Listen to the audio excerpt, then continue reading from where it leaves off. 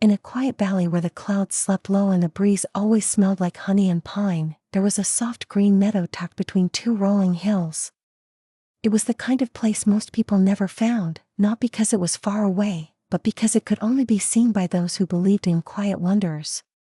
In this secret meadow lived a tiny mouse named Milo. Milo had soft silver fur, the color of moonlight on water, and kind eyes that always seemed to be searching for something, though even he wasn't sure what. While the other animals snuggled into their burrows and nests as soon as the sun went down, Milo would stretch his tiny paws, fluff his tail, and wander outside. You see, Milo loved the nighttime. He loved the way the grass whispered when the wind passed through. He loved how the stars peeked out, one by one, like shy fireflies. And most of all, he loved the feeling that the night held secrets, gentle, twinkling secrets just waiting to be discovered. One evening, just after the sky had turned a deep shade of purple and the moon hung like a lantern above the hills, Milo noticed something strange. Right in the center of the meadow, where there had never been anything but grass and dew, there was a single flower. It wasn't like any flower Milo had ever seen.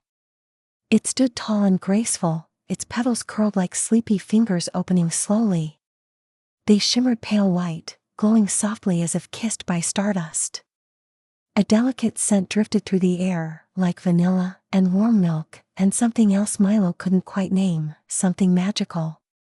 He crept closer, his little nose twitching. The flower didn't seem to mind. In fact, the closer he got, the warmer he felt, like being wrapped in a cozy blanket on a chilly evening. Suddenly, from the branches of an old twisted oak nearby, a familiar voice called out. "It's a moonflower," hooted Luma, the wise old owl who lived in the tallest tree. Milo looked up. "A moonflower?" he whispered. "Yes," said Luma, fluttering down to a low branch. "They bloom only at night. Only when the air is soft, and the world is quiet enough to listen." Milo's ears perked up. "Listen? To what?" "To the moonflower's song," said Luma, blinking slowly. "But you must sit very still. Breathe gently. And most important of all, listen not with your ears, but with your heart." Milo sat down beside the moonflower.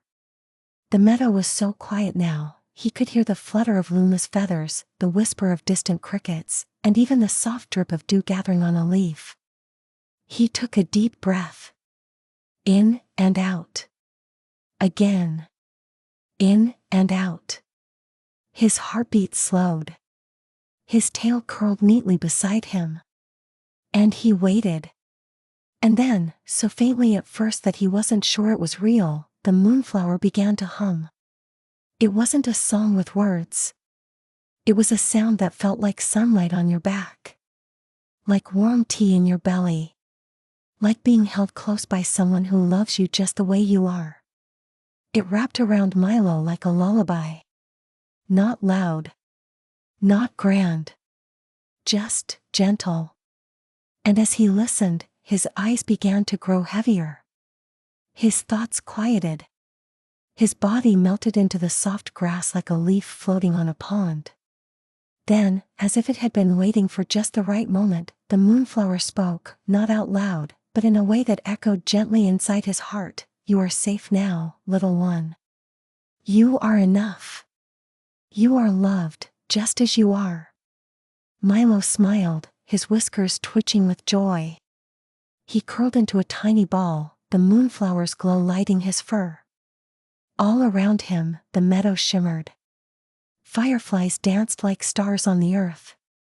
The wind carried lullabies only dreamers could hear. That night, Milo dreamed of flying with owls, dancing with stars, and walking on moonbeams.